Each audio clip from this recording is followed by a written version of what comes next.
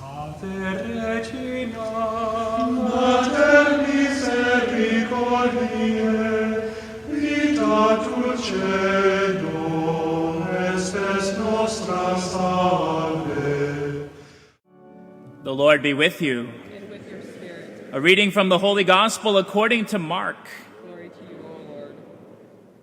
James and John, the sons of Zebedee, came to Jesus and said to him, "Teacher, we want you to do for us whatever we ask of you." He replied, "What do you wish me to do for you?" They answered him, "Grant that in your glory we may sit, one at your right and the other at your left." Jesus said to them, "You do not know what you are asking. Can you drink the cup that I drink, or be baptized with the baptism with which I am baptized?"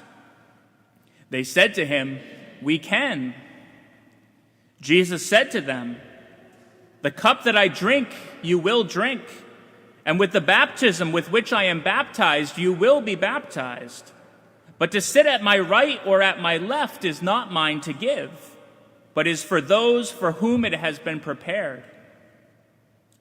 When the 10 heard this, they became indignant at James and John.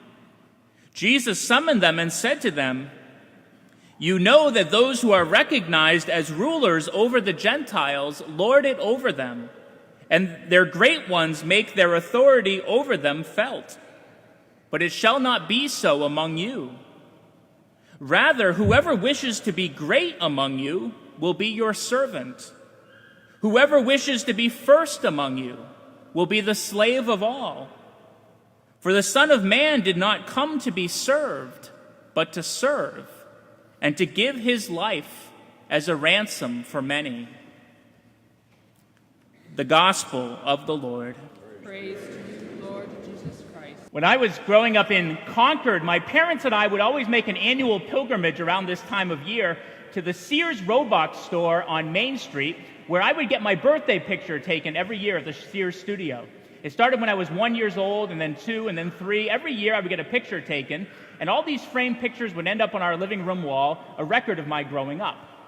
I'm the firstborn in my family, and when you're the firstborn, things like that happen to you. If you ask my 6 younger siblings, they would tell you they never got pictures taken like that, because by that time my parents were either too tired or not rich enough to get Sears pictures taken every year for 7 kids. But it wasn't just pictures that you could get at Sears. You could get everything. If you wanted a new lawnmower, you would go to Sears and get a Craftsman lawnmower. If you wanted a new dishwasher, you would go and get a Kenmore dishwasher at Sears, another Sears brand. If you wanted clothing, furniture, tools, anything, you could get it at Sears. And when I was growing up, Sears was the #1 retailer in the United States. It had thousands of stores, over 350,000 employees. Sears was an unstoppable force. But in 1991, about the time I was getting my 10th birthday picture taken, Sears was overtaken by Walmart as the #1 retailer. And then came Target and Kohl's and Home Depot. And then came Amazon. And Sears began its steady decline, which culminated earlier this week when Sears sadly filed for Chapter 11 bankruptcy. I was over at the Mall of New Hampshire last week, and I saw that the Sears store there was having its going out of business sale. Everything's 60% off. And I stopped in, and maybe the saddest thing of all was I couldn't find anything I wanted, even for those low prices. The heyday of Sears has certainly come and gone. When James and John approach Jesus in the gospel today, Jesus is at the height of his prestige and popularity. He is the #1 prophet in the land. He is performing miracles right and left. Crowds are hanging on his every word, following him wherever he goes. The reputation of Jesus has spread throughout the land, and everywhere they go, the name of Jesus is on the lips of all. It is no wonder that James and John want to sit at the right and left of Jesus when he comes into his kingdom. They recognize that Jesus is the CEO of this company, but they wouldn't mind being maybe the vice president. But little do they realize that getting into the company of Jesus at this moment is like getting into Sears Roebuck in 1991. You're getting in at the very top, and it's all downhill from here. Because from this time onward, in the gospel, Jesus will turn his face to Jerusalem, where he will go to be rejected and arrested and mocked and crucified. All of those crowds that were filled with adulation now flocking to Jesus will abandon him by the time he comes to the cross. And the words of Isaiah about the suffering Messiah will be fulfilled. He was spurned and avoided by people, a man of suffering, accustomed to infirmity, one from whom people turn away, and we held him in no esteem. Jesus quickly lets James and John know that they do not know what they are asking. You can eat up the adulation of the crowd now, but can you drink the cup of suffering that I will have to drink? Can you go through the baptism? Can you be plunged into the death and resurrection that I must experience that is the only way to salvation? You don't know what you're asking. You want to be with me now when all is going well, but will you stay with me when things don't seem to be going so well? When all looks lost? When bankruptcy appears inevitable? I felt bad for the employees over there at the Sears store. I'm sure many of whom have worked there for many, many years. It's not easy to work for a company that seems to be going out of business. Reminds me a little bit of the zoo that was in a certain city many years ago, and sadly, right before the zoo was to open for the season, the gorilla, who was the star attraction at this zoo, sadly died. And the zoo management began to scramble. What are we going to do? We can't open up our zoo. No one's going to come if our star attraction isn't there. We might have to close down. And finally, in desperation, the zoo management went to one of its employees and asked the man, would you be willing to put on a gorilla costume and go and sit in the cage and pretend to be a gorilla? At least until we can find a real gorilla. Well, the man agreed. Every day he would don this great big gorilla costume and go and sit in the cage, and he would pretend to be a gorilla. Everything went great. He would sit there and he would scratch himself and eat bananas and do monkey tricks, and the crowds loved it. In fact, soon he became more popular than the real gorilla. Crowds even bigger than before would come to the zoo and cheer the man on. And the zoo management said, well, it's much cheaper to feed this guy than to feed a real gorilla. Let's just keep him on for the rest of the season. Everything went great until one day the man decided he was going to try a new monkey trick. And he jumped up and he grabbed a hold of the bar that was above the cage. And he began to swing back and forth on the bar. And the crowd loved it. They were all cheering him on. So emboldened, he said, I'm going to go for the triple swing. And he went around the bar once. And he went around the bar twice. But the third time around the bar, his grip let go. And he went flying over the edge of the cage and landed in the neighboring cage, which was the lion cage next door. The man was stunned, and as he looked up, he saw that the lion was coming right at him. Help, help, the man began to shout. I'm not really a gorilla. I'm a man. Somebody save me from this lion.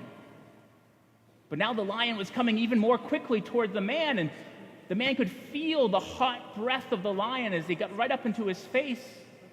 And the lion opened up its big mouth. And then the lion began to speak. Shut up, you fool, or we'll both lose our jobs.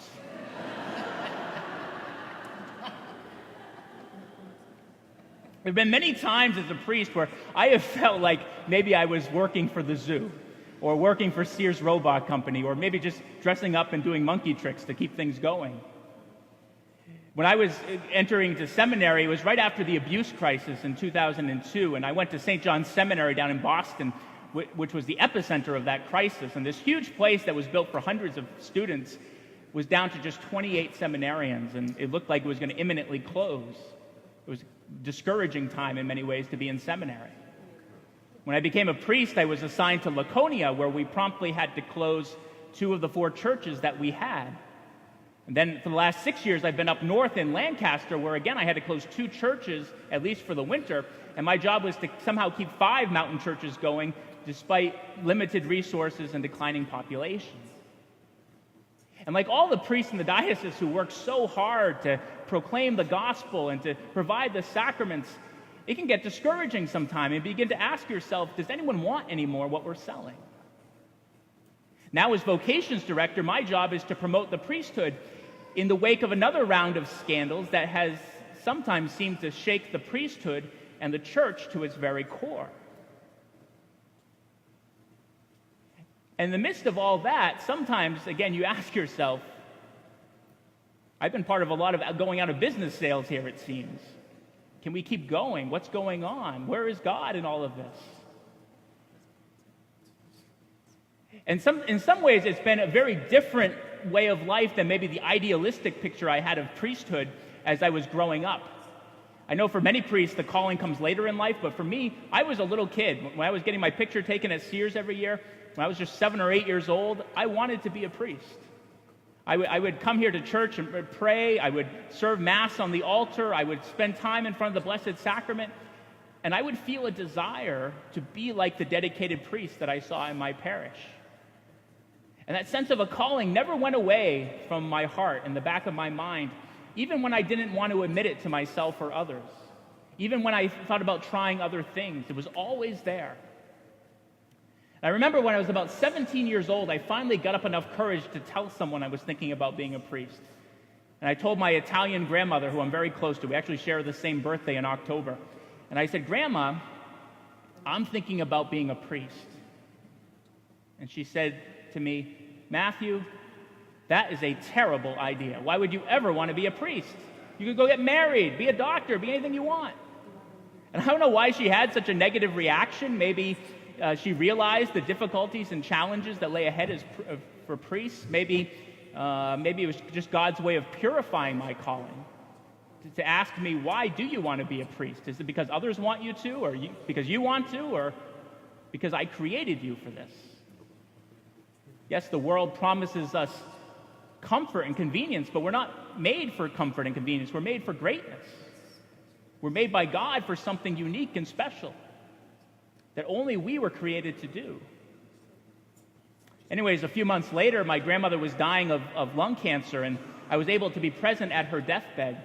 And about an hour before she died, the second to last thing she ever said to me was, "Matthew, it's okay with me if you want to be a priest." That permission was always special to me. The last thing she ever said to me, she was a good Italian grandmother, and there was a big meal in the next room with pasta and tomato sauce and everything else. She said, "Go and eat. Go and eat." If priesthood was just a job, if the church was just another company to work for, then people might be tempted to say, "Father Mo, Father Matt, maybe you made a wrong career choice here." But no vocation is just a job. Ask anyone who has a vocation. Ask a mother or a father, or a husband or a wife, a priest, a deacon, a religious. It's all the same.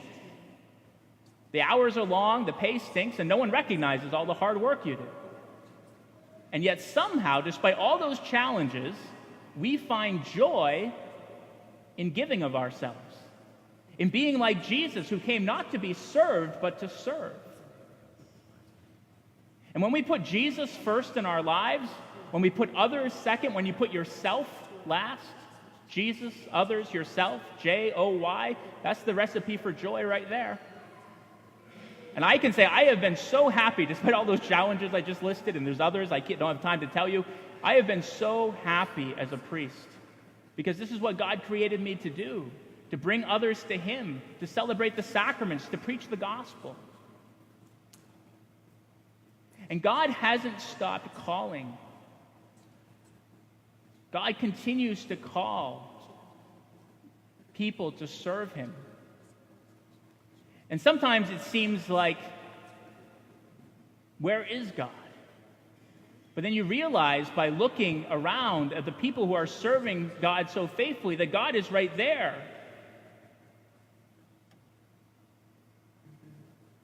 There have been many times in these last 9 years where it has seemed like I was working for something like the Sears Roebuck Company. And it might seem like we are going through a difficult time in the church right now, and we certainly are, but even a cursory reading of church history will show you that the church has been going through difficult times for 2,000 years, ever since its founder was crucified on a cross and all his followers abandoned him. And if the church was just another company, it would have collapsed a long time ago and gone the way of all these other companies, Woolworths and Sears and other number one retailers, the way that Walmart will one day go, and even Amazon. But the church continues. And in some ways, maybe that's some of the best evidence that there's something else going on in the church. That yes, the church is made up of weak, sinful human beings like us, and so we'll always have difficulties. but it has a founder and a head who is without sin, our great high priest, Jesus Christ, who is eternal. Jesus is our priest who is constantly interceding for us, praying for us. And he is not unable to sympathize with our weaknesses because he was tested in every way, but without sin. Jesus is like the high priest in the Old Testament who would go every year into the temple, and he would cross through the curtain, through the veil, into the Holy of Holies, the only person that was ever allowed in there once a year on the Day of Atonement. And he would go and he would take the blood that had been sacrificed from the animals, and he would sprinkle the blood on the mercy seat, on the platform that was above the Ark of the Covenant where God was said to dwell, to ask forgiveness for the sins of the people. God, we are weak, but you are strong. Jesus is our high priest who has passed through his death on the cross to go into heaven at the right hand of the Father where God dwells. And he goes there not with the blood of animals, but with his own blood, which he shed for us on the cross. And he is constantly pleading before the Father to say, forgive the sins of my people. Here is the blood that I shed for them. And he is constantly sprinkling that blood upon us right here at this Mass so that we can confidently approach the throne of grace. Right here, we can enter into the Holy of Holies, which before only one person could ever do. We can approach God confidently because our strength comes from Jesus Christ, our priest.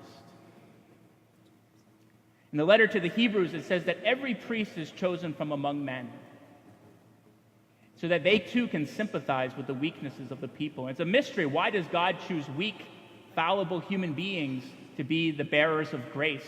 Well, that's what he does. And God hasn't stopped calling men from our parishes to be his priests. And so if you're like I was and you feel a call, a tug at your heart that maybe God is calling you to be a priest, don't keep that to yourself. Talk to Father Mo, talk to myself as vocations director. Come to some of our upcoming St. Andrew's dinners or retreats that we have where you can discern with others what God might be calling you to do. It's certainly a countercultural witness to step forward today and say, I think God might be calling me to be a priest. And like every vocation, priesthood does involve challenge and difficulty and sometimes even suffering. That's what James and John had to learn before they could ever become true priests.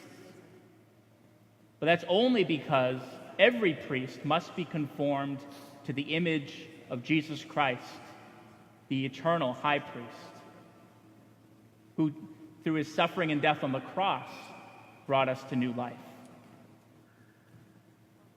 It's been so heartening to see that despite all the challenges and scandals that we see, men continue to step forward to say, I think God is calling me to be a priest. We had 5 men enter into the seminary this past year for our diocese. We have 15. Even down in Boston at the seminary, which was seeming to be imminently closing, it's now full. There's 95 seminarians there studying to be future priests for New England. God continues to call. And when you talk to these seminarians, you hear them say, yes, we know about the scandals of the church, but this makes us want to be priests all the more. This makes us want to be good priests who are part of the solution, who are part of building up the church again, proclaiming the gospel here in New England. We want to be like Jesus Christ, the great high priest. And when you hear that, you realize that sometimes in discouragement, it might seem like we're the Sears Roebuck Company, but we ain't bankrupt yet. Regina Celi, letare